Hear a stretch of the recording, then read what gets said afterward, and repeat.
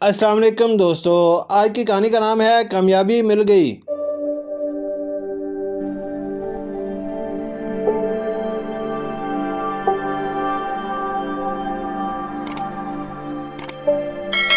دادو نے ٹیپو کو مایوس بیٹھا دیکھا تو اس کے ساتھ آ بیٹھی۔ کیا ہوا میرے ننھے ٹیپو؟ دادو نے اس کو پیار سے دیکھتے ہوئے کہا۔ دادو ٹیپو رونا سا ہو کر دادو کے گلے لگ گیا۔ بولو بولو، گھبراؤ مت، تم اپنے دل کی ہر بات مجھ سے شیئر کر سکتے ہو، دادی نے محبت سے کہا تو ٹیپو نے بولنا شروع کیا۔ وہ دادی، بات یہ ہے کہ ہم آج پھر میچ ہار گئے۔ یہی نہیں، ہم پچھلے 10-15 دنوں سے مسلسل میچ ہارتے چلے آ رہے ہیں۔ میں کوئی کامیابی حاصل نہیں کر سکتا، ایسا لگتا ہے کہ کامیابیاں مجھ سے روٹھ گئی ہیں۔ میں کوئی بھی کام کروں اس میں کامیاب نہیں ہو پاتا۔ ٹیپو اور زیادہ رونا سا ہو گیا۔ اچھا تو یہ بات ہے، دادو نے کہا، لیکن جیسے تمہاری زندگی کے معمولات ہیں اس سے تو ظاہر ہوتا ہے کہ تم کبھی کامیاب انسان نہیں بن پاؤ گے۔ کیا مطلب دادو؟ میں نے کون سا برا کام کیا ہے؟ میں اپنی زندگی میں کوئی کامیابی حاصل نہیں کر سکتا، معصوم انداز میں پوچھا۔ تم کامیابی حاصل نہیں کر سکتے، میں تمہیں وجوہات بتاتی ہوں۔